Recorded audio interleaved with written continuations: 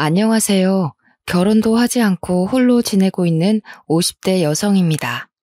이 나이 먹도록 결혼도 하지 않으면 외롭지 않냐고 물으시는 분들이 많이 있더라고요.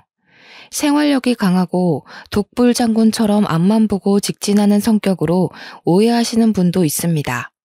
그런데 저는 어릴 때부터 연약하고 마음이 여렸습니다.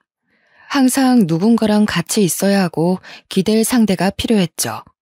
지금은 아니지만 어릴 적에는 그 상대가 언니였습니다. 언니가 잠깐 어디로 가버리면 하루 종일 언니를 찾은 적도 있습니다. 어르신들이 저를 볼 때마다 껌딱지라고 할 정도로 어렸을 때부터 언니 뒤만 졸졸졸 따라다녔죠. 다른 분들은 형제나 자매지간과 어떻게 지내는지 몰라도 저는 언니와 친밀한 관계를 맺고 있습니다. 언니가 하고 싶어 하는 건 다 하고 싶어 했고, 언니랑 똑같이 되려고 옷도 따라 입고 책도 따라 샀습니다. 오죽했으면 장래의 희망이 저희 언니였으니까요.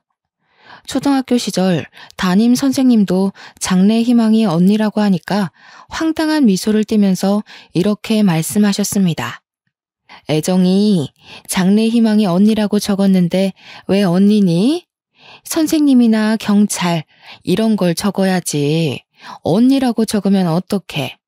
애정이는 언니가 될 수 없어. 언니도 결혼해서 다른 집으로 이사가고 애정이도 결혼해서 다른 집에서 살아야지. 선생님이 저를 귀엽게 여기시면서 이렇게 물었지만 그 당시만 해도 언니가 결혼해서 사라질까봐 무서웠습니다. 그래서 울먹거리면서 언니가 가버리면 안 된다고 소리쳤죠. 선생님이 당황스러워하시면서 결혼해서도 같이 살라고 달래셨지만 나이를 먹어갈수록 같이 살 수는 없을 거라는 예감이 들었습니다.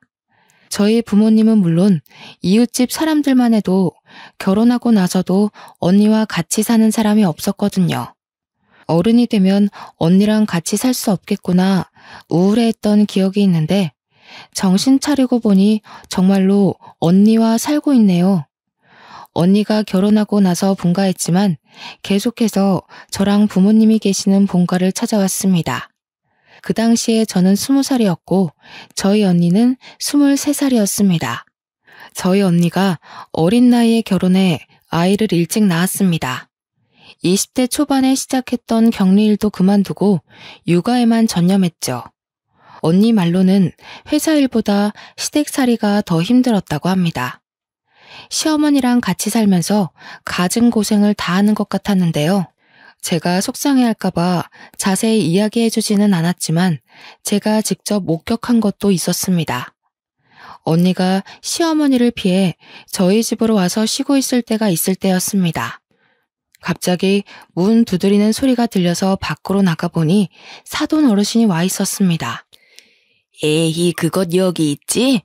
뭐 한다고 자꾸 밖에 나가 있는 거냐, 어? 내가 잡아먹기라도 했어? 죄송해요. 잠깐 동생 얼굴 좀 보고 싶어서 그랬어요. 우리 하윤이가 이모 보고 싶다고 해서요. 언니가 서둘러 짐을 싸서 나서는데 너무 불쌍해 보였습니다. 결혼 전까지만 해도 늘 환하게 웃던 언니인데 결혼한 이후로 불행해 보였죠. 저한테 몰래 전화를 해서 울먹거리거나 보고 싶다고 말한 적이 많이 있었습니다. 지금이라면 사돈 어르신한테 그러지 말라고 말려보기라도 할 텐데 저도 나이가 참 어렸습니다. 그 모습을 보고만 있다가 언니를 떠나보내고 말았는데요. 어느 날은 언니가 새벽에 전화를 걸어와서 너무 힘들다고 하는 거 있죠. 잠을 자다가 그 전화를 받았는데 깜짝 놀라서 잠이 다 깼습니다. 언니가 흐느끼는 소리를 듣자마자 잠옷 차림으로 언니의 시댁으로 달려갔습니다. 언니가 슬그머니 시댁을 빠져나와서는 제게 다가오는데 무슨 귀신이 다가오는 줄 알았습니다. 시어머니가 언니를 어찌나 괴롭혔는지 사람이 반쪽이 되어 있더군요. 그런 언니가 흐느적 걸어오더니 제게 미안하다고 했습니다.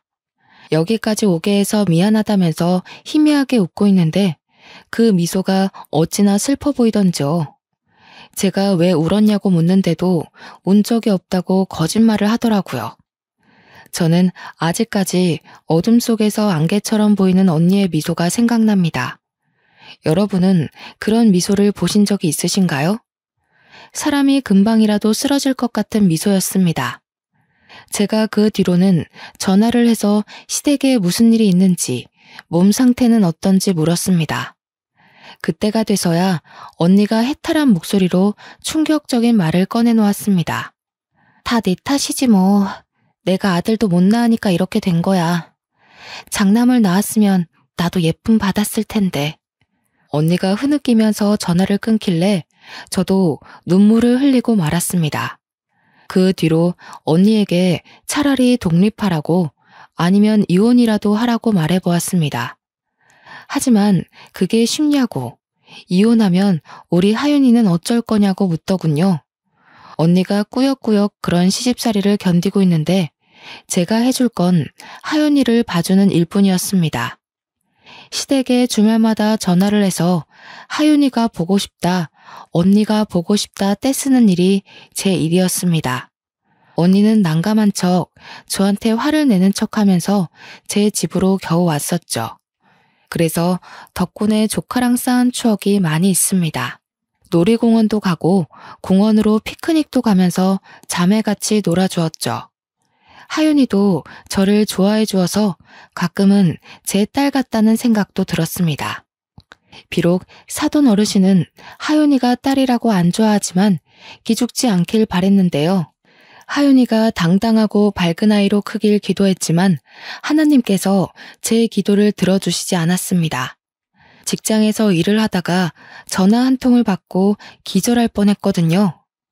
네? 언니가 교통사고가 났다고요? 어디 병원인데요?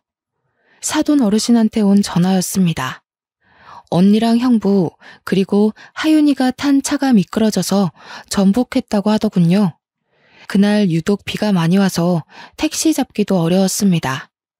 최대한 빨리 병원에 가보니 언니랑 형부는 이미 세상을 뜬 상태였죠. 너무 놀라서 눈물이 나오지 않았습니다. 이 모든 게 꿈처럼 느껴져서 언니 얼굴 위로 덮여진 천조가리만 쳐다보았는데요. 사돈 어르신은 슬퍼해야 할 자리에서 분노하고 계셨습니다. 이렇게 비가 많이 오면 집에 박혀있지는 비 오는 날에 어딜 가겠다고 나서서 우리 아들까지 죽여? 사돈 어르신은 죽은 저희 언니를 붙잡고 욕을 하고 있었죠. 시댁 쪽 사람들이 말려봐도 소용이 없었습니다. 비 오는 날 부침개와 막걸리가 먹고 싶다며 맛집으로 향하게 한 언니 탓을 하고 있었습니다. 내 아들이 죽은 이유를 아예 몰랐어야 했는데 내가 괜히 전화를 했다. 안 그래도 아들 못 낳는 것 미워 죽겠는데 이런 것 때문에 우리 아들이 죽다니. 이런 가짜는 것 때문에 귀한 우리 아들이 죽어버렸어. 사돈 어르신이 통곡을 하시면서 언니 위로 덮여진 천을 쥐어뜯었습니다. 언니 멱살이라도 잡을 것 같아서 지켜보고 있던 의료진들이 말렸죠. 사돈 어르신은 언니가 세상을 떴는데도 언니를 욕하고 있었습니다. 그 모습을 보니 겨우겨우 화를 참고 있었는데요. 그것도 모자라서 조카를 붙들고 충격적인 말을 내뱉더군요. 우리 아들 죽여놓고 뻔뻔하게 여기 서 있고 싶니? 꼴도 보기 싫으니까 저리 꺼져라. 이것이 우리 아들이 감싸줘서 살았다고 하더라. 이것만 없었으면 우리 아들 살았어. 사돈 어르신께서 119 구급대원에게 사고 당시 현장을 전해 들었나 봅니다. 형부가 하윤이를 살리려고 꽉 껴안은 채 머리를 보호하고 있었던 것 같습니다. 조카 때문에 아들이 죽었는데 제가 조카 편을 들었다고 제 머리카락을 붙잡으면서 소리를 지르면서 할 수 있는 욕은 다 하시더군요.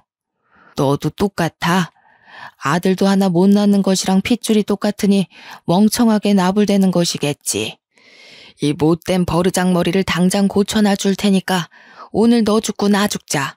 제가 아파서 주저앉으니 이번엔 할머니의 손길이 조카에게 뻗쳤습니다. 조카의 옷깃을 마구잡이로 붙잡더니 호통을 치시는 거 있죠? 이런 요망한 것, 네가 내 아들을 죽였어. 이런 것하고 나는 같이 못 살아. 꼴도 보기 싫으니까 당장 내보내라. 기적적으로 살아난 아이를 치료도 받지 못하게 하고 멱살 잡다시피 협박을 하고 있었습니다. 여기서 제 조카가 보인 반응이 더 슬펐습니다. 사시나무 떨듯 떨며 바닥에 풀썩 주저앉더라고요. 애가 어찌나 놀랐는지 울지도 못하고 속으로 눈물을 삼키고 있었죠. 저는 그런 하윤이를 감싸 안은 채 사돈 어르신과 떨어뜨려 놓았습니다. 그만하세요. 진정하시라고요. 갑자기 난 사고 때문에 많이 놀라신 것 같은데 일단 집으로 돌아가세요. 저희가 장례 절차 밟도록 하겠습니다. 네가 뭔데 이래라 저래라야? 이제 남이나 다름없는 것이 어디 눈을 부라리고 있어? 우리 아들 장례는 내가 할 거다. 신경 쓰지 말고 그 모자란 것 데리고 가버려라. 제가 진정하라고 중재하는데도 사돈 어르신이 오히려 저를 밀치며 호통을 치셨습니다. 조카에게 고아원에 보내버릴 거라는 말까지 해서 저는 얼른 하윤이의 두 귀를 막아버렸죠. 그리고 하윤이에게 다정하게 속삭이며 오늘 있었던 일은 모두 다 잊어버리라고 했습니다. 하윤아, 할머니가 진심으로 하는 말 아니야. 그러니까 마음에 담아두지 마. 차라리 다 잊어버리자. 이모도 잊고 싶으니까 다 잊으려고 해. 그러니까 하윤이도 악몽을 꿨다고 생각하자. 하윤이한테 이렇게 말하고 다른 병원으로 데려가 머리 상처를 꿰매고 찰과상과 인대가 늘어난 부분을 치료하였습니다. 형부가 자식을 정말로 아끼고 사랑했던 것만큼 하윤이를 처절하게 껴안고 있었나 봅니다. 차가 전복했는데도 하윤이는 5주 만에 태어나였습니다. 저희 조카가 이렇게 회복하는 사이 언니와 형부는 같은 장례식장에서 상을 치르지도 못했습니다. 사돈 어르신의 뜻대로 형부 장례식장과 멀리 떨어진 곳에서 상을 치러야 했는데요. 형부 장례식장과 언니 장례식장을 왔다 갔다 하면서 정신없이 지내던 와중이었습니다. 갑자기 전화가 와서 받아보니 청천벽력 같은 소식이 들려왔습니다. 뭐라고요? 하윤이를 고아원에 보냈다고요? 엄마한테 전화가 와서 받아보니 사돈 어르신이 기어코 하윤이를 고아원에 보내버렸다고 하더라고요. 엄마도 이제 알았다며 어쩌면 좋냐고 하길래 서둘러 하윤이가 있다는 고아원에 가보았습니다. 구석에서 외롭게 앉아있는 하윤이를 보고 눈물을 터뜨리고 말았죠. 언니가 죽었을 때보다 더 서럽게 울었던 것 같아요. 그때 사돈 어르신이 인간만도 못하다고 느꼈습니다. 사돈 어르신 말대로 이제 가족도 아니니 저도 예의를 차리지 않으려고요. 그렇게 굳게 다짐하고 하윤이를 데려왔습니다.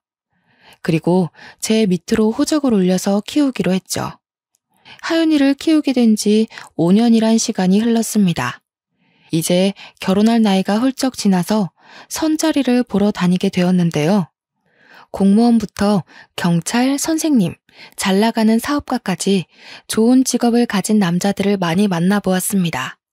하지만 잘 되려고 하면 이상하게 연락이 끊기고 흐지부지 되더군요.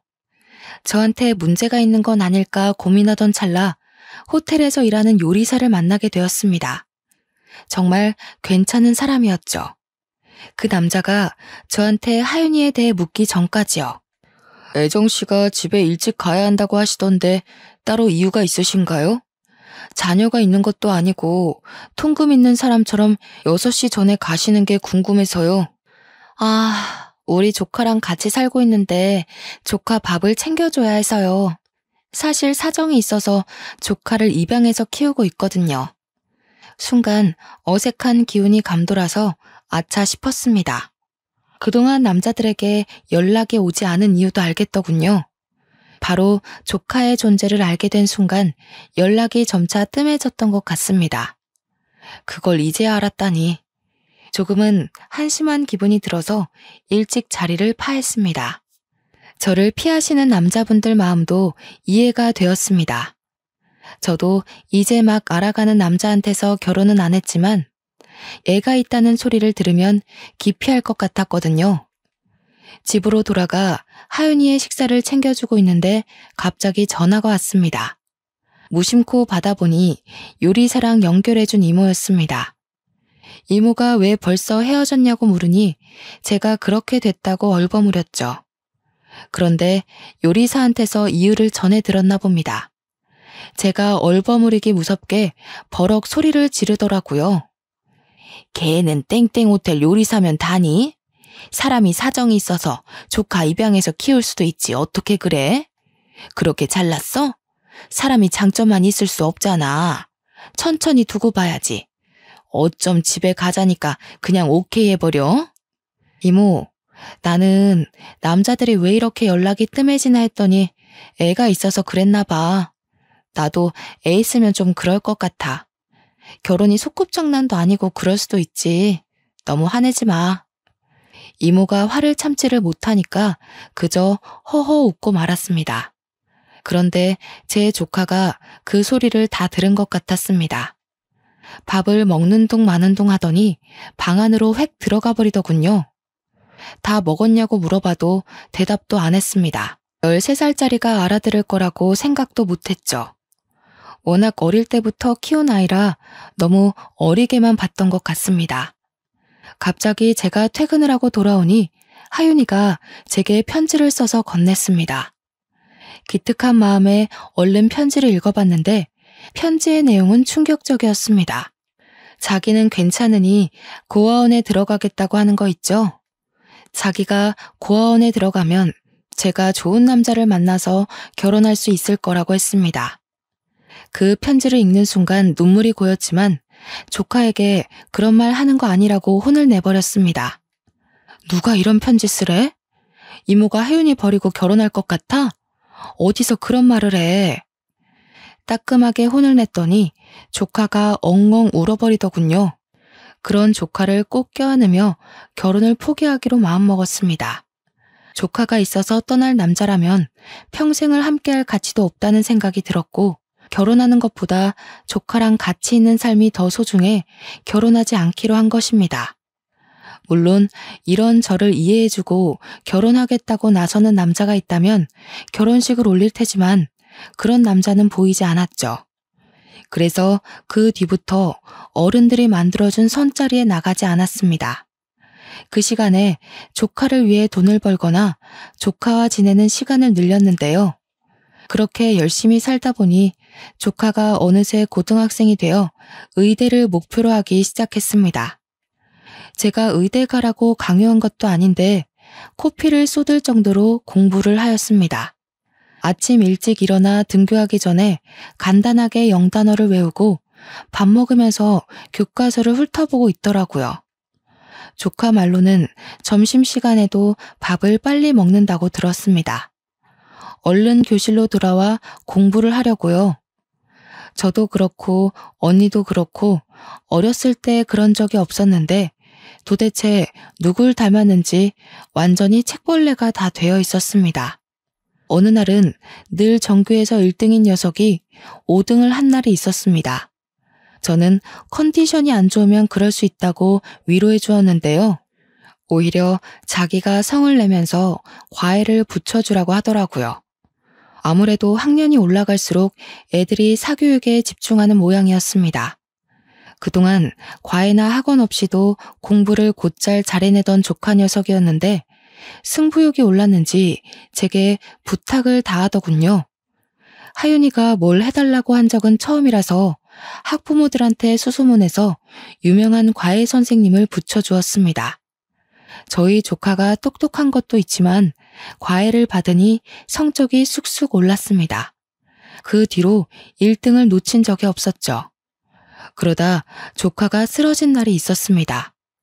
회사에서 일을 하다가 전화를 한 통 받았는데 저희 하윤이 담임 선생님이더군요. 하윤이가 수업을 듣다가 쓰러져서 병원에 있다고 하길래 바로 달려갔습니다. 선생님이 알려주신 땡땡 병원으로 가보니 하윤이가 링거를 맞고 누워있더라고요. 그 뒤로 제가 한약도 지어주고 쉬엄쉬엄 공부하라고 몇 번이나 강조하였습니다. 혹시 몰라 제가 몰래 지켜보고 있는데 하윤이가 잔다고 해놓고 새벽에 일어나서 몰래 공부를 하고 있었습니다. 이러니까 픽픽 쓰러지는 거라고 책을 빼앗아서 재운 적도 여러 번 있었죠. 이렇게 독하게 공부를 하니 서울대 의대에 들어갈 수밖에요. 우리 하윤이가 서울대 의대에 들어간 소식을 어떻게 들었는지 사돈 어르신이 찾아오셨습니다. 마음 같아서는 사돈 어르신인 거 알게 된 순간 내쫓고 싶었지만 그럴 수 없었습니다. 현관문이 열리자마자 밀고 들어오시더니 제 뒤에 서 있는 하윤이를 보시더라고요. 하윤이가 서울대 의대에 들어갔다며? 다른 자식도 아니고 죽은 우리 첫째 아들 자식인데 내가 챙겨줘야지. 하윤아, 나 기억하니? 할머니잖아. 8살까지 애지중지 키워주던 할머니. 그 말을 들은 순간 억장이 무너졌습니다. 하윤이를 버리겠다고 고아원에 보내놓을 땐 언제고 이렇게 찾아오다뇨. 게다가 하윤이는 할머니를 기억하지 못하는 것 같았습니다. 쭈뼛거리며 다가가더니 꾸벅 인사를 건네더라고요. 사돈 어르신은 그런 조카를 보고 좋다고 미소 짓더니 원래부터 자상한 할머니였던 척 껴안기까지 하였습니다. 아유, 우리 하윤이 보고 싶었다. 하윤이도 할머니 보고 싶었지? 그동안 어떻게 지냈니? 할머니가 그동안 사는 게 힘들어서 이렇게 늦게 왔다. 이번에 의대에 들어갔다며? 할머니가 다 지원해 줄 테니까 독립하고 싶으면 말해라. 등록금이랑 생활비도 대줄게. 사돈 어르신이 조카에게 핸드폰을 달라고 하더니 연락처를 입력해 놓았습니다. 아무것도 모르는 조카 녀석은 그저 좋아라 하더군요. 저한테 입양 온 후로 외가 쪽 식구들이랑 교류하지 않고 쭉 지내왔으니 반가웠을 겁니다. 그 모습을 보니 너무 섭섭했지만 할머니가 버리려고 했다는 말을 할 수가 없었습니다. 얼마나 충격이었으면 그런 엄청난 기억을 다 까먹을까 싶었죠. 8살짜리가 겪었을 고통을 또 겪게 하고 싶지 않아서 입을 꾹 다물었습니다. 하지만 밤마다 이걸 조카한테 말해줘야 하나 말아야 하나 고통 속에 시달렸습니다. 나중에 조카가 알게 돼서 저한테서 큰 배신감을 느끼면 어쩌나 고민이 되더군요. 저 혼자 고민 속에 갇혀서 끙끙 앓고 있으니 시간이 흘러 조카가 기숙사에 들어가는 날이 되었습니다. 간단하게 짐을 싣고 학교 기숙사 쪽으로 가려고 했는데요. 갑자기 사돈 어르신이 나타나 저를 막아섰습니다. 예, 짐이 이것뿐이니? 여자애 혼자서 지내는 건데 이것밖에 안 가져가면 어떡해? 나머지는 택배로 붙일 거예요. 제가 알아서 할 테니까 신경 쓰지 마세요. 뭐? 신경을 쓰지 말라고? 이런 일은 할머니가 신경 써야지 누가 쓰니? 나이도 어린 게 왜 이렇게 버릇이 없어? 마음 같아서는 욕짓거리를 내뱉고 싶었지만 조카가 있어서 참았습니다. 사돈 어르신은 제 차에서 짐을 빼내더니 기어코 자기 차에 실어서 조카를 끌어당겼습니다. 조카가 제발 따라가지 않길 바랬는데 자연스럽게 사돈 어르신 차로 옮겨 타더군요. 속이 부글부글 끓었지만 주먹을 꽉 쥐며 심호흡을 하였습니다. 제 차로 조카를 따라가 학교 캠퍼스는 어떤지 기숙사 환경은 어떤지 자세히 뜯어보았습니다. 하지만 조카는 할머니 곁만 졸졸 따라다니며 미주알고주알 이야기하고 있었죠. 결혼까지 포기하고 키워낸 귀한 조카가 할머니 자격도 안 되는 늙은 여자에게 저러니 억울했습니다. 남몰래 눈물까지 닦아내며 그 수모를 참아냈는데요. 수모는 거기서 끝난 것이 아니었습니다. 하도 조카에게서 연락이 오지 않아서 오랜만에 전화를 해보았습니다. 그런데 조카가 받지 않더군요. 그런 날이 수도 없이 지난 뒤에야 걱정이 돼서 학교까지 찾아가려고 했습니다. 사돈 어르신이 어떻게 알았는지 갑자기 저한테 전화를 해서는 이런 소리를 짓거리더라고요. 너 자꾸 하윤이한테 전화하지 마라. 네가 자꾸 전화해서 공부에 방해된다고 하더라. 사돈 어르신이야말로 하윤이 고아원에 버릴 때는 언제고 갑자기 왜 이러시는 거예요? 하윤이가 의사 될 것 같아서 그러세요? 너야말로 하윤이가 의사 될 것 같아서 견제하는 거니? 할머니가 이제 지원 좀 해주겠다는데 왜 말을 그렇게 하니? 제가 하윤이한테 옛날에 있었던 일 다 이야기하면 어쩌려고 이러세요? 하윤이랑 잘 지내고 싶으면 사과부터 하세요. 뭐? 하윤이한테 쓸데없는 소리 하지 마라. 왜 안 해도 되는 말을 하려고 해? 괜히 아픈 상처 건드려서 무슨 일을 치르려고. 그러다 걔 공부 안 되면 어쩌려고 그래? 괜히 애 인생 망치려고 하지 말고 입 다물고 있어라. 제가 차를 세우고 욕짓거리를 내뱉으려고 하니까 전화를 뚝 끊어버리더군요. 사돈 어르신이 일부러 하윤이와 저를 떼어놓으려는 것 같았습니다. 그것 때문에 연락이 안 되는 것 같아서 하윤이를 찾아갔는데요. 하윤이가 글쎄 저를 보고 떨떠름한 표정으로 서 있는 거 있죠. 이모, 왜 왔어? 저 시험 기간이라 공부해야 하는데. 네가 너무 연락이 안 돼서 와봤어. 무슨 일 있는 거 아니지? 아무 일도 없으니까 돌아가. 나 지금 밤새야 해. 처음 있는 일이었습니다.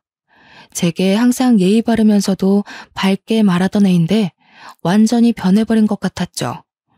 결국 제가 조카에게 버럭 화를 내며 모든 사실을 실토하고 말았습니다. 너 설마 할머니 때문에 이러는 거니? 그 사람이 어떤 사람인 줄 알아? 너 버린다고 고아원에 내놓은 사람이다. 근데 네가 의대 간다니까 착한 척 연기하는 거야. 네가 조금이라도 잘못되면 바로 버릴 사람하고 이러는 거 아니야. 나는 너 키우려고 인생을 걸었어. 정말 친엄마처럼 널 키워냈는데 어떻게 이럴 수 있니? 제가 울면서 말해놓고 차마 조카의 얼굴을 바라볼 수가 없었습니다. 그런데 조카가 제 말을 믿어주지 않더군요. 할머니가 그랬다고? 우리 할머니가 그럴 리가 없어. 이모가 잘못 기억하고 있는 거겠지. 12년을 키워준 이모를 믿어야지. 어떻게 할머니를 믿니? 네가 제정신이야? 조카가 제 말을 듣고 왈칵 눈물을 쏟길래 조카에게 다시 트라우마를 안겨준 것 같아서 그 자리를 뛰쳐나왔습니다. 며칠 뒤에 심하게 말해서 미안하다고 다시 이야기 나누자고 연락해봤지만 답은 돌아오지 않았습니다. 조카가 제 말을 믿지 않는 것 같더군요. 다 큰 조카가 연락도 잘 되지 않고 찾아가도 바쁘다 하니 어쩌겠나요? 마음 같아서는 가슴이 찢어질 것 같다 나한테 왜 그러냐고 따지고 싶었지만 포기했습니다. 내놓은 자식이라고 생각하고 그렇게 8년이라는 시간을 흘려보냈습니다. 가끔씩 연락해서 들어보니 공부도 열심히 하고 잘 지내는 것 같았죠. 그것만으로 만족하며 살려고 했습니다. 그러다 조카가 대학을 졸업하고 의사가 됐다고 연락을 하더군요. 이모, 내가 그동안 연락이 없었지? 할 말이 있는데 땡땡 병원으로 올 수 있어? 조카 녀석이 고백할 것이 있다고 하니 저도 도대체 왜 그런 것이냐고 따져볼까? 아니면 할머니한테 무슨 말을 들은 것이냐고 물어볼까 고민했습니다. 땡땡 병원으로 가보니 조카가 갑자기 병실로 저를 데려가는 것이었습니다. 그곳에 사돈 어르신이 누워있어서 깜짝 놀라고 말았죠. 사돈 어른, 어디 아프세요? 왜 저한테 말도 안 하고 하윤이 병원에 입원해 계세요? 내가 8년 전부터 췌장암에 걸렸는데 다시 재발하고 말았다. 이제는 다른 장기로까지 전이돼서 수술해도 살기 어렵다고 하는데 어쩌면 좋냐? 사돈 어르신이 그리 말하면서 눈물을 흘리는데 그제서야 8년 전보다 삐쩍 마른 몸이 보였습니다. 그런 사돈 어르신이 불쌍해 보이는커녕 다 업보라는 생각이 들었죠. 이제 곧 세상을 뜰 사람인데 우리 조카한테 왜 그랬고 언니한테는 왜 그랬냐고 따지기도 싫었습니다. 생판남이니 적당히 회복을 기원하고 병실을 나오려고 했는데 사돈 어르신이 갑자기 일어나 제 앞에서 무릎을 꿇었습니다. 미안하다. 내가 그동안 잘못했어. 네 언니한테 모질게 대한 것도 잘못했고 내 손녀 버리고 너한테 떠맡긴 것도 잘못했다. 내 욕심 때문에 갑자기 나타나서 가족 행세한 것도 미안해. 네? 갑자기 그게 무슨 소리세요? 내 사과 좀 받아주라. 그래야 내가 수술을 할 수 있어. 나 하루라도 더 살고 싶다. 하윤이가 잘 아는 교수님이 계시는데 그 교수가 췌장암 수술을 제일 잘한다고 하더라. 대한민국 1등이래. 그 교수가 수술해주면 나 살 수도 있다는데 나 한 번만 살려주면 안 되겠니? 사돈 어르신이 하는 말을 들어보니 내가 사과를 받아주면 조카가 교수에게 수술해달라고 부탁을 해본다고 말했나 봅니다. 두 손을 싹싹 빌며 제 다리에 살려달라고 매달리는데 어처구니가 없더군요. 그래서 서둘러 사돈 어르신을 떼어놓고 단호하게 말하였습니다. 내가 왜 사과를 받아야 하죠? 우리 하윤이 버릴 때는 언제고 갑자기 나타난 거 보니까 췌장암 때문에 그러셨네요. 췌장암 진단받고 겁먹어서 찾아오신 건가요? 나중에 우리 하윤이 써먹을 때 있을까봐 그러신 거냐고요. 췌장암이 낫기가 그리 힘들다고 하더라. 재발이 잘 된대. 수술은 성공했는데 의사한테 그런 소리를 들으니 밤잠을 잘 수가 있어야지. 그런데 하윤이가 의대에 합격했다는 소식을 듣고 눈이 돌아버렸다. 가족끼리 이러면 안 되는데 내 이익만 챙기려고 했어. 내가 이렇게 반성할 테니까 한 번만 봐주면 안 되겠니? 사돈 어르신께서 모든 사실을 실토하고 인정하셨습니다. 조카에게 의도적으로 접근하고 저와의 연락수단을 모두 다 끊어놓은 거죠. 계속해서 조카를 감시하며 저와 연락을 하고 있는지 만나고는 있는지 감시한 것 같았습니다. 이 사실을 하윤이에게 다시 한번 확인하면서 충격적인 사실도 전해 들었습니다. 이모, 사실 나 다 기억하고 있었어.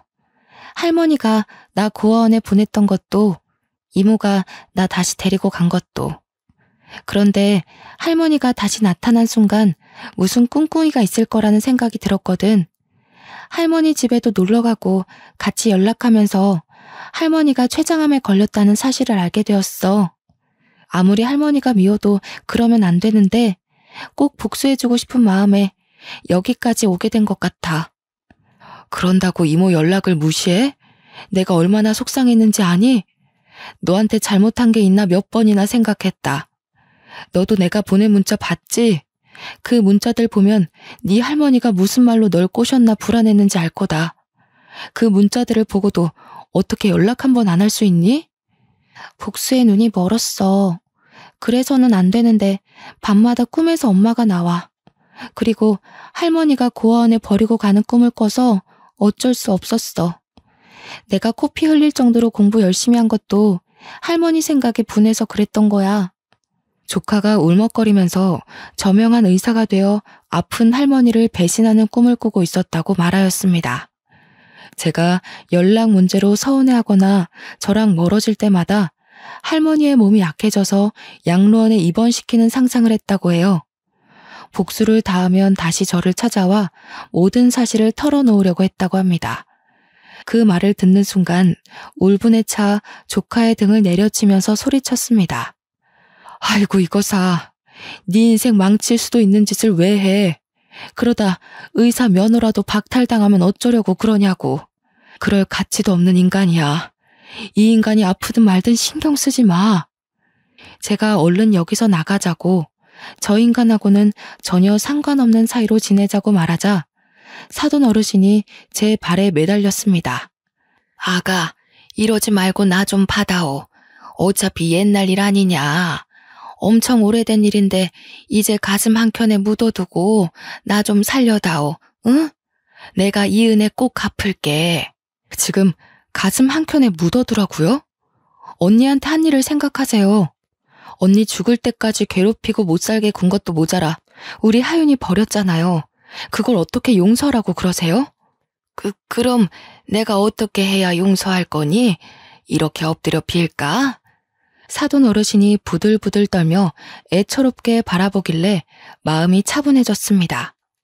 누가 제 머릿속에 찬물을 끼얹은 듯 분노가 사그라들고 이 비굴한 인간을 어떻게 해야 할지 생각하다 입을 열었습니다. 내가 아니라 하윤이한테 비셔야죠. 사돈 어르신이 조카 버리셨잖아요. 하윤이가 용서하면 생각해 볼게요. 하윤아, 우리 조카, 내가 정말 미안하다. 이 할미가 부족해서 너한테 못된 짓을 했다. 한 번만 받아오. 기다렸다는 듯이 넙죽 절을 하는 사돈 어르신을 보는데 조카가 왈칵 눈물을 터뜨리더군요. 조카의 눈물을 보니 마음이 착잡해졌습니다. 복수심에 치기 어린 행동을 한 것이었죠. 우리 하윤이의 마음속에 복수심이 있었다는 사실을 알았다면 외면하며 살자고 설득했을 겁니다. 뭐라도 했으니 됐다고 조카를 달래며 사돈 어르신을 버려두고 왔는데요. 허망하게 앉아있는 사돈 어르신을 보니 많은 생각이 들었습니다.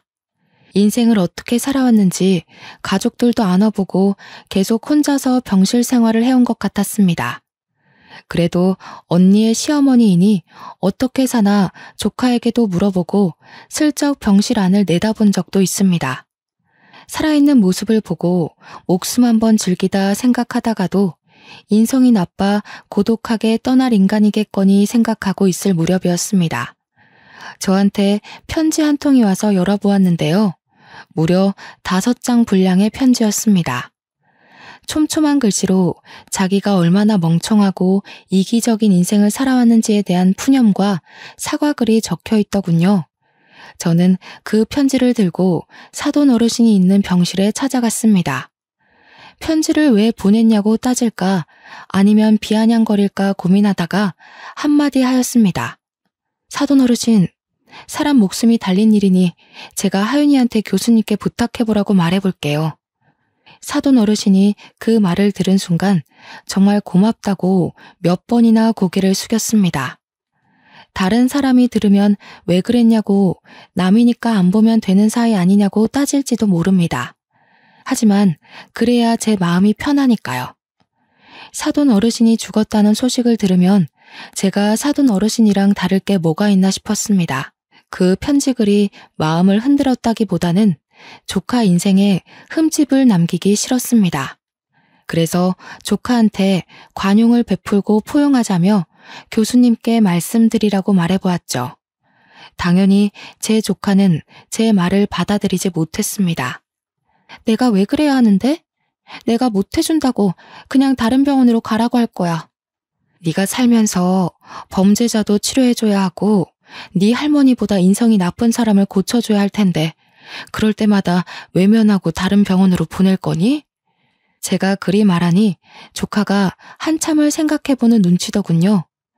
잠시 뒤에는 제 말대로 하겠다며 췌장암 수술을 잘한다는 교수님께 연락해보는 것 같았습니다. 다행히 교수님께서 수술을 해주신다고 하셔서 사돈 어르신께서 수술을 받으셨는데요. 지금은 많이 회복하셔서 웬 보자기를 들고 저희 집을 찾아오셨습니다. 귀해 보이는 보자기 안에는 손수 만든 반찬들이 들어있었습니다. 정말 고맙다고 반찬을 싸들고 왔는데 마음이 싱숭생숭하였습니다. 인생은 오래 살고도 볼 일이네요. 조카도 이 모습을 보고 많이 놀랐는지 놀란 토끼 눈이 되어 있었습니다. 사돈 어르신이 조카가 좋아하는 떡을 직접 쪄왔다며 꺼내서 건네는데 정말 애처롭게 보이더군요. 이거 내가 우리 하윤이 생각해서 찐 거다. 우리 하윤이 백설기 좋아하잖아. 포슬포슬하니 정말 맛있다. 한 입 먹어봐라. 하윤이가 먹지 않으니 슬그머니 손을 내리며 멋쩍게 웃어 보였습니다. 역시 내가 준 거라서 좀 그렇지? 그래도 버리면 아까우니까 나 가면 먹어라. 그날은 그렇게 가버리더니 다음 날에도 찾아와서 반찬을 건네주셨습니다. 반찬만 만들어주신 것이 아닙니다. 어느 날 오신다는 전화를 하길래 무슨 일인가 했더니 집안 청소를 해주겠다는 거 있죠? 이제 슬슬 계절도 바뀌었으니 옷 정리도 하고 대청소도 할 때 되지 않았니? 내가 거들어주마. 아니다. 내가 다 할 테니 너는 나가 있어라. 제가 하지 말라고 말려봐도 사돈 어르신께서 걸레질을 하고 청소기를 밀기 시작했습니다. 이런 날이 한두 번이 아니었죠. 어느 날은 갑자기 오셔서 이불 빨래를 해놓고 가셨고 다리미질만 1시간을 하고 가신 적도 있습니다. 얼마 전에는 커튼이 더럽다면서 죄다 빨아놓고 가셨는데요.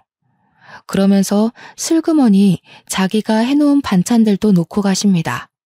오늘도 사돈 어르신이 해주신 반찬에 밥을 해먹다가 사연글을 보내보고 싶다는 생각이 들었습니다.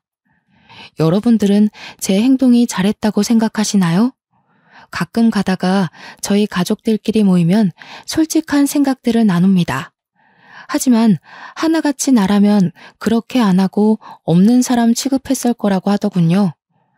여러분이라면 사돈 어르신께 어떻게 하셨을 것 같나요? 저보다 많은 것들을 알고 경험이 많으신 분들의 생각이 궁금합니다. 긴 이야기 들어주셔서 감사합니다.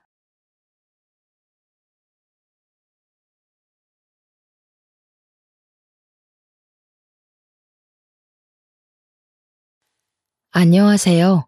남편과 사별한 후 혼자서 살고 있는 50대 여성입니다.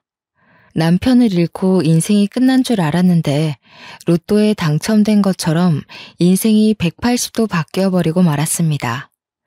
제가 이런 호화스러운 삶을 살게 될 줄은 꿈에도 몰랐는데요. 어릴 때부터 항상 부족하게 자라서 돈과 먹을 것이 풍족해지니 적응하기 어렵네요. 로또에 당첨된 것도 아닌데 갑자기 부자가 되어버렸다니. 여러분들이 듣기에는 의아스러우실 겁니다. 우선 제가 얼마나 어렵고 힘들게 자랐는지 들어보시길 바랍니다. 저는 막노동하는 아버지와 엄마는 시장에서 떡집을 하는 집안에서 자랐습니다. 두 분 다 아침 일찍 나가서 일을 하셔서 어릴 때부터 자립심 넘치게 컸어요. 제가 알아서 밥을 차려 먹고 집안일을 하다 보니까 어느 정도 컸을 때에는 엄마보다 집안일을 잘했습니다. 중학생이 되자 아버지와 엄마를 위해 아침밥을 차려드릴 정도로 집안일 도사가 되어버렸죠. 그 무렵 옆집으로 이사오게 된 남편을 만나게 되었습니다. 짐을 나르는 소리가 들리고 시끌벅적해져서 슬쩍 나가보니 제 또래가 서 있더군요. 동네에 제 나이 또래가 없어서 친해지고 싶었습니다. 게다가 어찌나 짐도 척척 나르고 야무진지 저보다 한두 사람 많아 보였습니다. 친해지고 싶은 마음에 제가 엄마가 만든 떡을 몰래 가져와서 나누어 주었습니다. 남편이 저보고 굵직한 목소리로 고맙다고 하는데 설레더라고요. 그 뒤로 제가 음식을 직접 해가서 나누어 준다는 명목으로 남편을 보러 갔습니다. 그렇게 남편을 몰래 짝사랑한 지 1년이 지났을 무렵이었습니다. 남편은 저와 다른 학교에 다녔지만 같은 방향이었습니다. 그래서 제가 매번 찾아가서 시아버지께 태워달라고 했죠. 처음에는 남편이 저를 귀찮아했지만 저는 끈질기게 남편을 쫓아다녔습니다. 그랬더니 시아버지께서 둘이 결혼을 하라는 농담을 하시더군요. 너네 맨날 이렇게 학교 같이 다니면서 언제 사귈래? 얼른 사귀어야지. 결혼도 하고 그렇지. 남편이 얼굴을 붉히고 창피해하는 듯 하면서도 싫어하는 것 같지는 않았습니다. 부끄러운 마음에 얼굴을 푹 숙이고 있다가 남편을 쳐다보니 남편도 저를 쳐다보고 있었습니다. 그 눈빛과 마주한 순간 남편과 제가 같은 감정을 느끼고 있다는 사실을 알아차렸습니다. 그 뒤에 일어난 일은 여러분도 아실 거예요. 점차 남편이 저를 받아주어서 절친한 친구이자 연인 사이가 되었죠. 중학교를 졸업하고 고등학교를 졸업한 후에도 남편과 제가 쭉 교제하고 있으니 집안 어르신들이 결혼 이야기를 꺼냈습니다. 너네들도 이제 결혼해야지. 언제까지 그렇게 사귀고만 있을래? 얼른 결혼해서 손주 보여줘야 효자 효녀 노릇도 할 수 있다. 시부모님이 갑작스럽게 결혼을 독촉하시는 이유가 있었습니다. 저희 남편도 이제 땡땡 건축회사에 들어가 밥벌이를 하게 됐으니 식을 미루면 안 된다고 하셨거든요. 그 당시 저희 아버지가 뇌졸중에 걸리신 상태였습니다. 몸이 점점 굳어가고 있어서 앉아 있을 수 있을 때 식을 치러야 했죠. 그래서 저는 아버지 대신 삼촌의 손을 잡고 신부 입장을 하였습니다. 서둘러 준비한 결혼식 치고는 괜찮은 결혼식이었는데요. 아직도 희미하게 웃어 보이는 아버지의 표정과 기쁨의 눈물을 흘리시는 엄마, 긴장한 듯 행복해 보이는 얼굴을 한 남편이 생각납니다. 저라면 이렇게 급하게 결혼식 올리기 힘들었을 텐데 아무래도 남편을 잘 만난 것 같았습니다. 또 언제 돌아가실지 모르는 아버지를 위해 남편이 얼른 애를 가지자고 말해주었습니다. 정말 고마운 사람이었죠. 남편이 힘써준 덕분에 첫째 아이를 빨리 가질 수 있었습니다. 다행히 저희 아버지가 만석이는 보고 떠나셨는데요. 민석이의 자그마한 손을 잡고 울먹거리시는 모습이 아직도 눈앞에서 아른거립니다. 아버지 장례식을 치르고 자꾸만 마지막 그 모습이 생각나서 눈물이 멈추질 않더군요. 그날 이후로 몸에 수분이 마를 정도로 울 일은 없을 거라고 생각했습니다. 하지만 5년 뒤 엄마가 낙상사고로 돌아가셨습니다. 화장실에서 미끄러져서 허망하게 가버리신 거죠. 그때 저는 정말 불효자라고 생각했습니다. 엄마를 혼자 지내게 해서 이런 일이 생긴 것 같았거든요. 제 앞에 저승사자가 어슬렁거리며 제가 소중하게 생각하는 사람들을 다 앗아가는 기분이었습니다. 밤마다 꿈에서 아버지가 나타나고 엄마가 나타나셔서 슬피 우셨습니다. 하지만 제게는 소중한 아들과 다정한 남편이 옆에 있었기에 힘을 내서 현실을 잊으려 노력했습니다. 그렇게 이들이 고등학교를 졸업하고 대학교를 입학할 시기였는데요. 저희 가족에게 또 커다란 시련이 찾아오고 말았습니다. 점점 제 머릿속에서 잊혀져 가던 엄마가 다시 제 꿈속에 나타나 슬피 울더라고요. 너무 슬퍼서 꿈속인데도 눈물을 뚝뚝 떨어뜨릴 정도였어요. 잠에서 깨어났더니 눈물로 베개가 흠쩍 젖어 있었고 마치 우울증에 걸린 사람처럼 온몸에 힘이 빠져서 정신을 차릴 수가 없었죠. 비몽사몽 일어나서 화장실을 가려던 순간 전화벨이 무섭게 울렸습니다. 직감적으로 두려움이 느껴졌습니다. 이 전화를 받는 순간 무슨 일이 일어나겠구나 싶어서 손을 떨면서 전화를 받았습니다. 저희 집에 전화를 건 이는 남편의 건축회사였습니다. 여보세요? 저 땡땡 건축회사 소장입니다. 지경 반장님 사모님 되시죠? 저 반장님이 많이 다치셔서 얼른 와보셔야 할 것 같습니다. 여기 땡땡 병원인데 반장님 긴급 수술 중입니다. 그 말을 들은 순간 제가 뭘 맨발 바닥으로 나간지도 모르고 뛰쳐나갔습니다. 부모님도 잃게 된 상황에서 제정신이 아니었던 거죠. 남편 이름을 외치면서 미친 사람처럼 달리다가 아무 차나 붙잡고 제발 땡땡 병원까지 가달라고 외쳤습니다. 모르는 사람 차를 얻어 타서 땡땡 병원으로 가보니 저희 남편이 싸늘한 주검이 되어 누워있더군요. 소장이 제가 남편 옆에 풀썩 주저앉아 남편 이름을 부르자 와이프라는 사실을 눈치챘는지 모든 사실을 다 이야기해 주었습니다. 최 반장님이 10층에서 떨어지는 철제물에 맞아서 이렇게 됐습니다. 죄송합니다, 사모님. 하필이면 그때 최 반장이 안전모를 안 쓰고 있는 바람에 명을 달리한 것 같다고 하더라고요. 그 뒤로 소장이 무어라 위로의 말을 건넸는데 귀에 들어오지 않았습니다.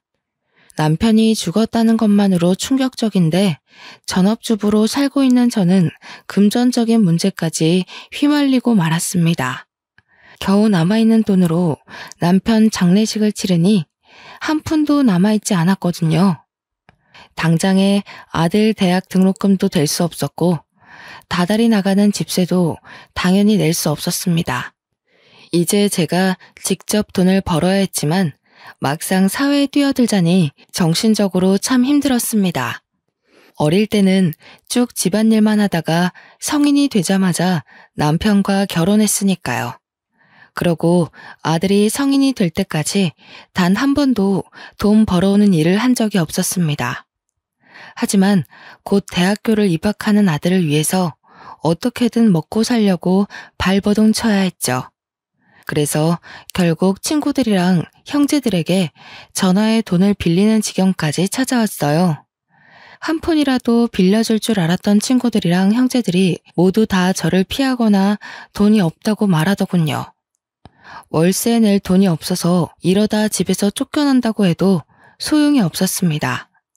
제가 무릎 꿇다시피 빌어도 어쩔 수 없다는 반응이었는데요. 결국 제일 손을 뻗기 싫었던 시댁을 찾아가 시어머니를 뵀습니다. 자존심을 다 버리고 찾아간 것인데 시어머니는 참으로 모질게 구셨습니다. 내가 미쳤니? 너 같은 것한테 돈을 빌려주게? 너도 제정신이 아니구나. 우리 아들 장례식장에서 그런 소리를 듣고도 나한테 돈을 빌리러 와? 사실 남편 장례식장에서 난리가 난 적이 있었습니다. 시어머니가 저를 보자마자 뺨을 때리면서 남편 죽인 년이라고 욕을 하셨거든요. 저는 귀한 아들이 갑자기 세상을 떴으니 이성을 잃으셔서 그런 줄 알았습니다. 그런데 사고로 죽은 남편이 제 탓이라뇨. 너무 억울해서 눈물이 났죠. 시어머니가 제 등을 떠밀면서 내쫓아 버리길래 울면서 시댁을 나왔습니다. 어떻게든 돈을 마련하기 위해 아등바등 일했지만 살고 있는 집세를 내는 것만으로도 빠듯해서 자꾸만 대출을 받을 수밖에 없었습니다. 결국 마지막 지인이라고 생각했던 초등학교 동창들에게 돈을 빌리기 위해 동창 모임에 간 적이 있었습니다. 최대한 잘 차려입고 동창들에게 돈을 빌려줄 수 있냐고 물어보려고 했죠. 그런데 제가 길을 헤매다 늦게 도착하였습니다. 서둘러 가게 문을 열고 들어갔는데 동창들이 제 이야기를 하고 있었습니다. 명확해, 남편이 죽어버렸잖아. 건축일 하다가 떨어지는 철제물 같은 거에 맞아버렸대. 그래서 걔 돈 빌리고 다닌다던데. 설마 여기서 돈을 빌리려고? 걔도 어지간히 급한가 보다. 가족들한테나 도와달라고 그러지. 우리한테 왜 그래? 저는 당연히 이 대화를 듣고 그대로 가게를 나왔습니다. 동창들이 모임에 왜 오지 않았냐고 연락조차 안 하더군요. 사람들이 제게 하는 행동들을 보고 인생을 잘못 살았다는 생각이 들었습니다. 원래는 활발하고 누굴 만나서 이야기하는 걸 좋아하는 성격이었지만 그 일을 겪은 후로 180도 바뀌어버리고 말았습니다. 사람들이 아무리 잘해줘도 경계하고 믿지 않게 되었죠. 돈에 허덕이는 저를 보고 아들은 대학도 포기해버렸습니다. 저는 꼭 대학교를 다니게 해주고 싶어서 아등바등 빌리려 했었지만 아들은 스스로 공부에 뜻이 없다며 집안 상황이 좋지 않으니 대학교를 가지 않는 게 맞다고 저를 설득했습니다. 성인이 된 아들은 오토바이를 싼값에 구해서 배달 아르바이트를 하며 돈을 벌기 시작했습니다. 혼자 버는 것보다 둘이서 벌기 시작하니 경제적으로 숨통이 탁 트이기 시작했어요. 하지만 1개월도 안 돼서 새벽에 배달을 하던 아들이 음주운전 차량에 치여 한순간에 저 세상으로 떠나고 말았습니다. 경찰에 연락을 받았을 땐 아무 생각이 들지 않았습니다. 그저 저에게 가족이란 연을 전부 끊어내려는 신을 원망할 수밖에 없었습니다. 불쌍한 엄마 생각해서 가고 싶었던 대학도 포기하던 착한 아들이 세상을 떠나자 더 이상 저에게 세상 살아갈 힘이 남아있지 않았습니다. 나쁜 생각도 안 해본 건 아니지만 만약 내가 허망하게 세상을 떠나면 하늘에서 우리 아들 볼 면목이 없을까봐 그런 생각까지 도달하자 조금은 힘을 낼 수 있었습니다. 가족 없이 혼자 살기에 컸던 아파트에서 나왔습니다. 그리고 아파트 보증금으로 단칸방에서 살다가 고시원 생활까지 하게 되었습니다. 그 뒤부터는 숙박이 가능한 공장에 들어가 죽은 듯이 일만 했는데요. 겨우 돈을 모아서 길거리에서 포장마차를 차렸습니다. 거기서 모은 돈으로 술집을 차리게 되었죠. 술집을 오랫동안 하면서 주변 상인들과 많이 친해졌지만 정을 많이 주지 않았습니다. 여기서도 제가 아무리 잘해줘도 내가 힘들 때 도와줄 사람은 없을 것 같았거든요. 그러다 폐지를 줍는 할머니를 만나게 되었습니다. 장사를 하다가 쓰레기를 내놓으려고 가게 밖을 나가보니 웬 할머니가 쓰레기 더미를 뒤지고 있더군요. 그 모습을 보니 돌아가신 어머니가 생각났습니다. 동시에 꼭 저 같다는 생각이 들었죠. 제가 독하게 마음먹고 일하지 않았더라면 노년에 저러고 있었을 것 같았습니다. 그때 갑자기 할머니가 제게 다가와 구걸을 하기 시작했습니다. 불쌍한 마음에 제가 가게 안에 있던 폐지를 가져와 드리는 순간 흠칫 놀라고 말았습니다. 멀리서 봤을 때는 몰랐는데 한쪽 손이 없으시더라고요. 할머니가 놀란 저를 보고 꾸벅 인사를 하고 가는데 할머니를 도와드리고 싶은 마음이 들었죠. 그래서 할머니가 올 때까지 폐지를 모아서 드렸습니다. 할머니를 도와드린 지 2주일 정도 지났을까요? 어디서 또 봤는지 몰라도 저희 가게에 늘 들리는 상인이 와서는 오지랖을 부리더군요. 그 할머니 도와주면 안 돼. 나도 저번에 불쌍해서 도와줬다가 어이없는 일이 있었다니까. 내가 폐지 모아서 주니까 멀쩡한 상자도 달라는 거 있지? 어느 날은 밥도 달라고 하고 아주 거지가 따로 없어. 상인이 제 가게를 나서면서까지 할머니를 도와주지 말라고 했습니다. 분명 제 것까지 탐내면서 다 빼앗아 갈 거라고 하더라고요. 하지만 그게 어디 쉽나요? 도와주기 시작한 걸 멈추기 어려워져서 할머니가 밥 달라고 하면 밥 주고 멀쩡한 상자도 달라고 하면 주려고 했습니다. 며칠 뒤에 할머니가 나타나서는 폐지를 가져가시면서 이렇게 말씀하셨는데요. 오늘 폐지가 왜 이렇게 적어? 안 버리고 모아둔 거 맞아? 다른 노인네 준 거 아니지? 상자 없으면 이거라도 줘. 어차피 손님들 주려면 이 상자 뜯어야 되잖아.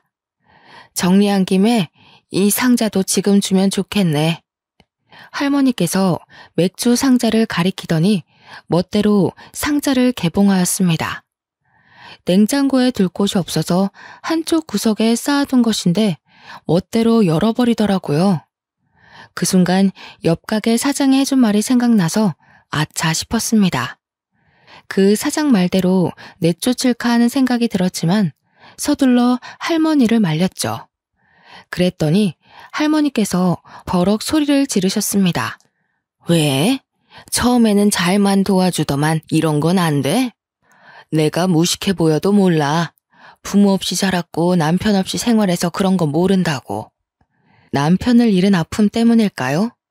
부모 없이 자란 것보다 남편 없이 자랐다는 말이 귀에 들어왔습니다. 그런데 할머니가 제게 남편이랑 사별했다는 말을 하더군요.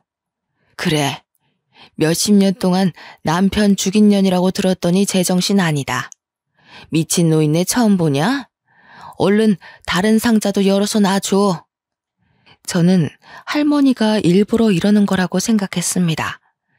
제가 화를 낼 때까지 무엇이든 해보는 느낌이 들었거든요. 그 생각이 드니 희한하게 화가 나지 않았습니다. 오히려 더 차분하게 여기까지만 드릴 수 있다고 상자 하나를 더 열고 가지런하게 정리해서 드렸죠. 그 뒤로 할머니의 행보는 더욱더 심해졌습니다. 어느 날은 손님들이 많은 시간대에 찾아와 아무 테이블이나 앉아버리는 거 있죠. 뒤에 손님이 기다리고 있어서 서둘러 할머니에게 다가가니 오히려 제게 호통을 치셨습니다. 설마 내쫓으려는 게야? 나도 손님이야. 기다렸다가 앉은 거니까 얼른 술상 내와. 당연히 거짓말이라고 생각했지만 손님들 앞에서 언성을 높일 수 없었습니다. 손님들에게 양해를 구하고 술상을 차려와 할머니께 드렸죠. 그래놓고 계산도 하지 않고 가버렸습니다. 이런 일이 계속해서 생기니 저도 지치더군요.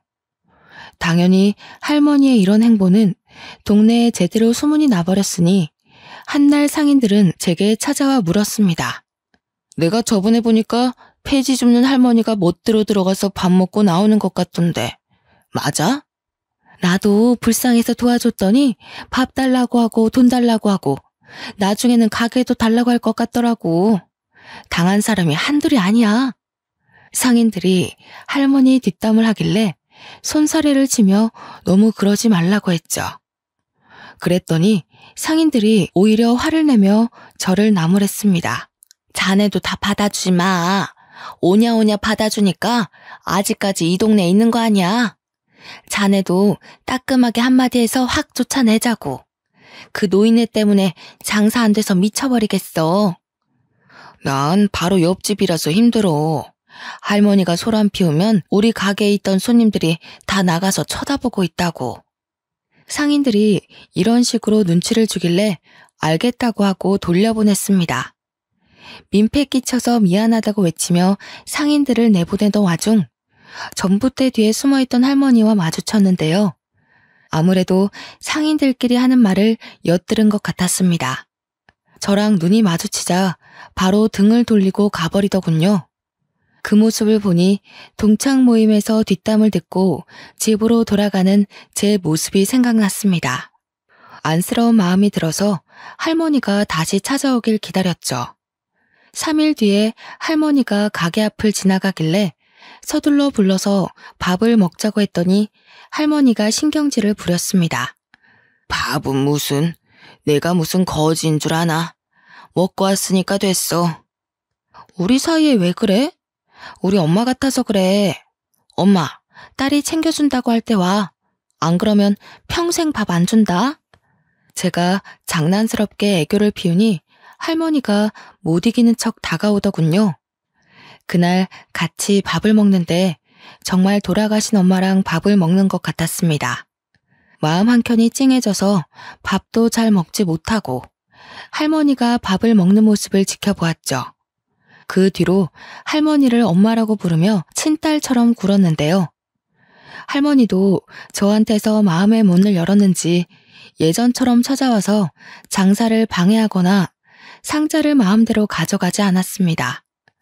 역시나 제 예상대로 괜히 심술을 부린 것 같아서 할머니께 더 잘해드렸는데요.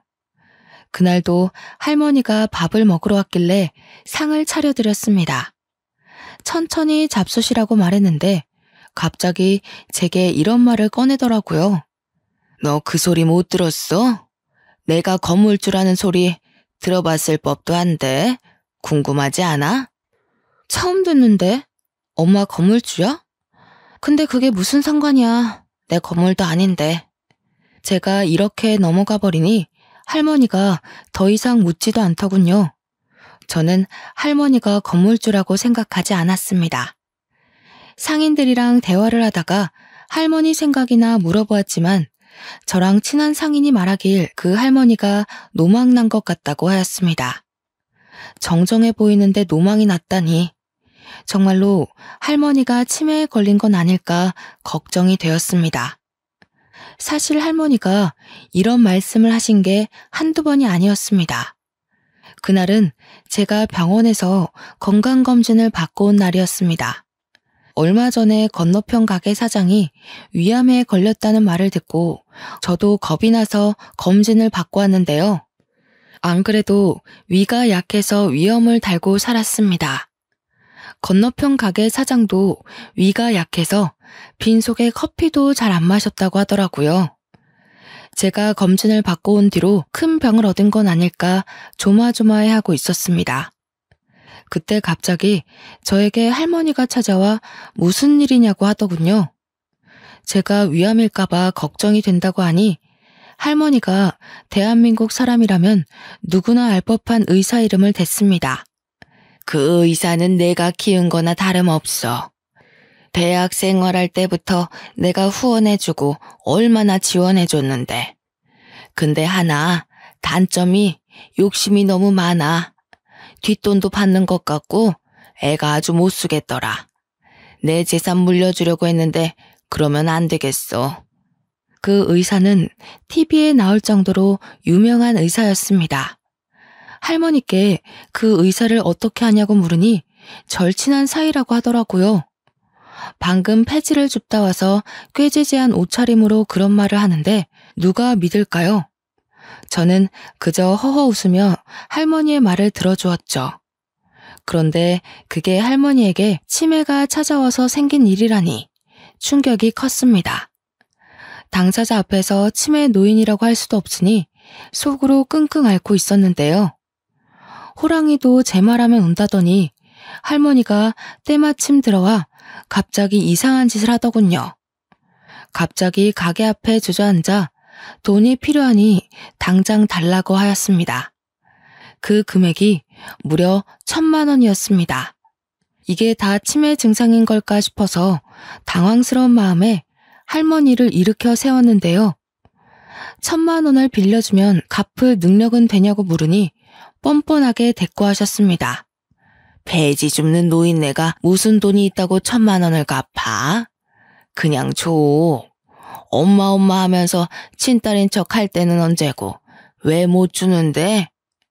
할머니가 어디선가 또 상처를 받고 와서는 제게 이러는 거라고 생각했습니다. 저를 떠보는 것인지 화풀이를 하는 것인지 알 수 없었지만 다 이유가 있는 거라고 생각했죠. 그래서 할머니를 꼭 아는 채 살살 달래주었습니다. 그저 치매 걸린 엄마 대하듯 대했는데요.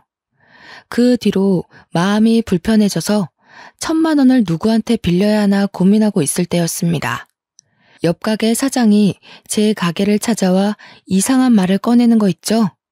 최 사장, 남편이랑 사별한 걸로 알고 있는데 혹시 만나는 사람 있어?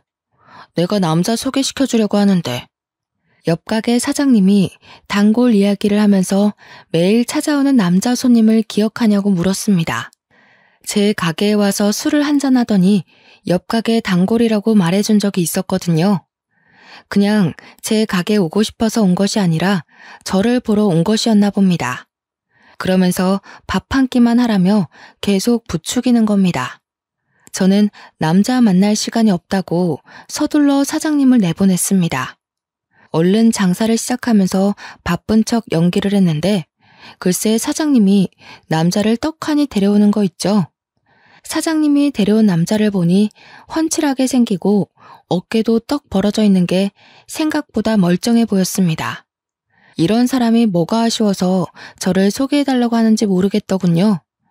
손님으로 온 것이라서 쫓아내지도 못하고 일단 가게 안으로 들어오라고 했습니다.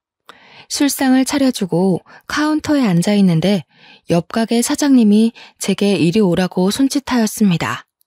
최 사장, 이리 와서 한잔해. 손님도 없는데 술 한잔 하자. 우리 단골 사장님이 술 한 잔만 따라주고 싶대. 옆 가게 사장님이 데려온 남자가 술병을 든 채 저를 기다리고 있는데 안 갈 수가 없었습니다.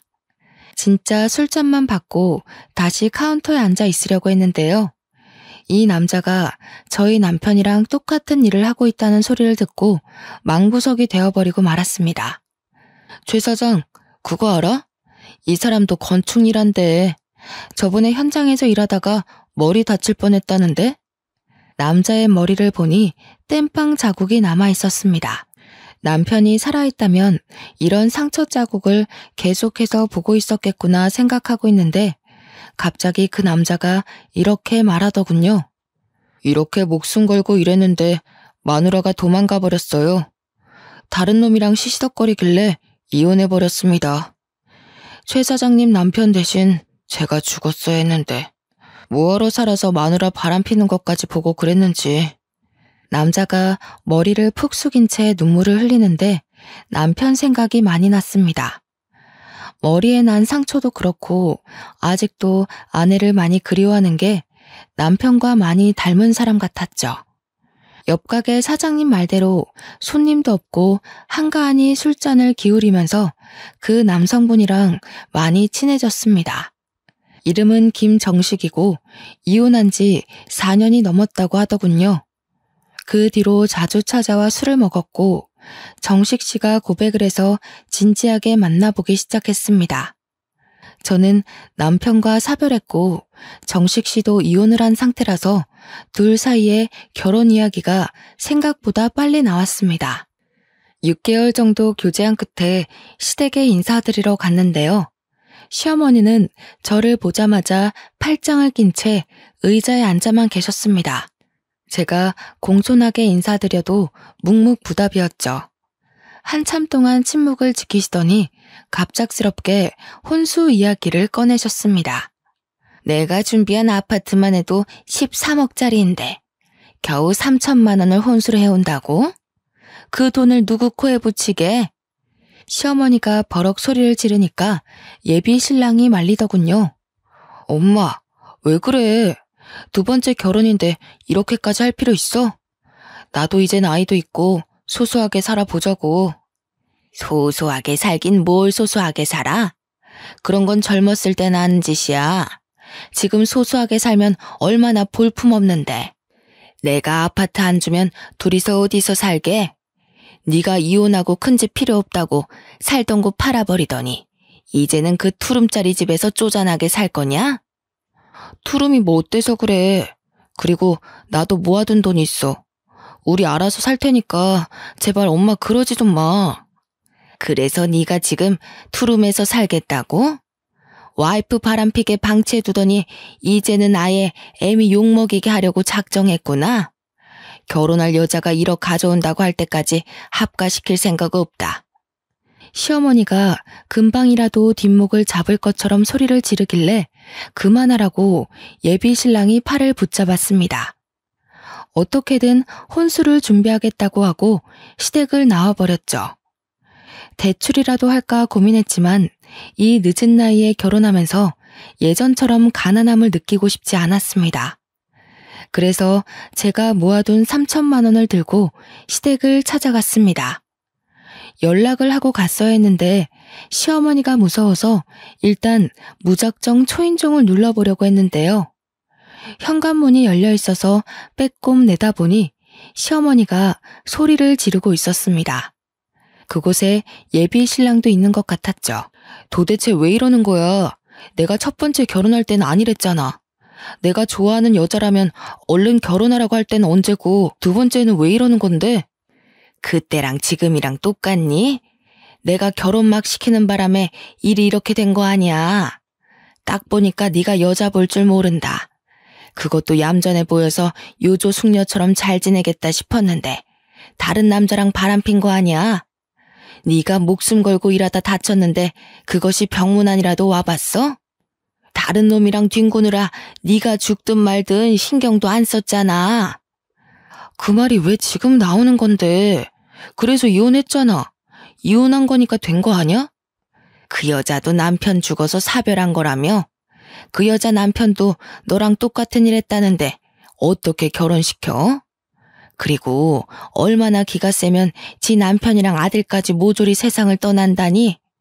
그런 것 하고 어떻게 너를 결혼시켜? 내가 점도 보고 왔는데 점쟁이가 그것이 내 아들 죽일 게 뻔하대. 그 여자 가족이 되면 전부 죽는 팔자라고 하더라. 1억 해오라는 것도 헤어지게 하려고 일부러 그런 것이니까 당장 헤어져라. 1억 구해오면 1억 더 해오라고 할 테니까. 거짓말하지 마. 점쟁이 때문이 아니라 아버지 빚 때문에 이러는 거잖아. 다 늙은 노인이 무슨 부귀영화를 누리겠다고 도박을 해? 이렇게 자식 인생 망치니까 좋아? 저는 그 말을 들은 순간 조용히 뒤돌아서 나올 수밖에 없었습니다. 제가 전생에 무슨 죄를 지었던 걸까요? 어쩔 수 없이 남편과 아들을 잃은 것뿐인데 사람들이 저를 벼랑으로 내모는 것 같았습니다. 내 편은 더 이상 만들지 못하는 것인지 싶어서 하염없이 눈물만 흘렸죠. 어느 정도 행복해졌다고 생각했는데 저는 동창 모임 때처럼 아직도 처량한 신세였습니다. 어차피 마음을 열어도 믿었던 사람들이 저를 비난할 테고 저한테 손가락질할 거라는 생각에 사람들이 쳐다보든 말든 오열하였습니다. 집 가는 내내 엄마 잃은 아이처럼 대성통곡을 해버렸는데요. 그때 갑자기 할머니가 저를 보고 왜 그러냐고 물었습니다. 할머니가 울지 말라고 소매로 제 눈물을 닦아주고 있는데 정말 엄마같이 느껴졌습니다. 평소에 할머니를 엄마라고 불렀어서 울면서 엄마라 부른 것인데 정말로 눈앞에 엄마가 있는 것 같았죠. 그래서 저도 모르게 시댁에서 있었던 일들을 다 말해버렸습니다. 그 말을 다 듣고 있던 할머니께서 갑자기 품속에서 돈봉투를 꺼내주더라고요. 1,000만 원짜리 수표 10장이 들어있을 거다. 너 주려고 내내 가지고 있던 거야. 널 진짜 딸이라고 생각하니까 주는 거다. 나 폐지만 줍고 다니는 노인네 아니다. 네가 장사하고 있는 건물이 내 건물이야. 제가 1층에 새 들어있는 6층짜리 건물을 가리키니 할머니가 맞다고 하였습니다. 믿을 수 없다고 하니까 그럼 그 돈이 어디서 났겠냐고 하는 거 있죠? 실제로 할머니의 옷은 가격대가 나가 보였습니다. 게다가 어디서 사는지 몰라도 늘 씻고 오는 듯 했죠. 대화도 해보니 그 나이에 무려 대학도 나왔다고 했고 아는 것도 많아서 의외라고 생각한 적도 있었습니다. 제가 얼떨떨한 표정으로 1억이 든 봉투를 바라만 보고 있으니 할머니는 호탕하게 웃으며 꽤 충격적인 말을 해주셨습니다. 네가 남보다 나으니까 그런 거다. 내 자식들은 내가 사고로 손이 없어지니까 나 몰라라 하더라. 지들끼리 양로원에 집어넣자고 하고 재산 이야기만 하면서 쑥덕거리길래 아예 영 끊었다. 자식들 몰래 이사 온 거라서 자식들은 내가 지금 어디 사는지도 몰라. 그딴 놈들한테 재산 물려주느니 차라리 사회에 환원하려고 했는데 정부 놈들을 믿을 수가 있어야지. 할머니 말로는 건물주인 줄 알고 싹싹하게 구는 상인들한테 테스트를 해봤다고 합니다. 사실 건물주가 아니고 폐지를 주우러 다닌다는 사실을 알리니 상인들 태도가 싹 바뀌었다고 하죠. 그 뒤로 상인들이 몇 번이나 바뀌어서 할머니가 건물주라는 소문이 전부 사라져버린 거죠. 대신 할머니가 무전 취식하면서 폐지 주우러 다니는 노인이라는 소문이 자리한 것인데요. 그 상태로 건물주라는 소리를 하니 아무도 믿지 않아서 할머니가 그런 사람들을 시험해 본 것입니다. 내가 몇 년을 속여봤는데 사람들은 다 똑같더라. 내가 나중에 건물주라고 밝히니까 다들 이용해 먹으려고 하더라고. 그래서 주는 거다. 너는 내 친딸들보다 낫다. 그러니 얼른 받아라. 할머니가 그 돈을 쥐어주면서 시댁에 얼른 가보라고 하였습니다. 점쟁이 말만 믿고 귀한 며느리 내친 시어머니를 혼쭐 내고 오라고 하더군요. 그래서 할머니 말대로 시댁에 찾아가 1억을 시어머니 눈앞에서 살랑살랑 흔들었습니다. 시어머니는 수치심도 없는지 진짜로 1억을 구해올지 몰랐다며 놀란 토끼 눈이 되어 있었습니다. 어머님, 왜 안 받으세요? 여기서 1억 더 필요하세요? 그럼 가져올게요. 사실 어머님께서 하시는 말씀 다 들었어요. 1억을 가져와도 1억을 더 가져오라고 말씀하시려고 했잖아요. 어머님, 생각보다 저희 집안에 돈이 많아서 1억은 물론 10억, 100억까지 가져올 수 있어요.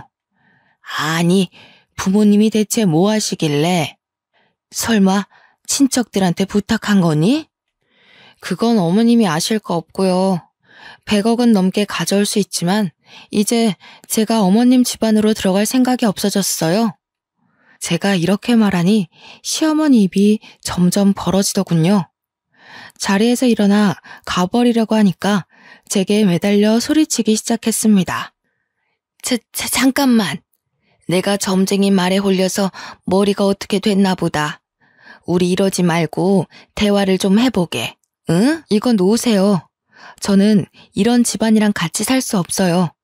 그리고 저랑 가족이 되면 다 죽는다고 어떤 점쟁이가 그랬다면서요. 그런데 눈앞에 1억이 있으니까 가족의 연을 맺고 싶어졌나요? 이제 보니 어머니 참 간사하네요. 얘야, 내가 미안하다.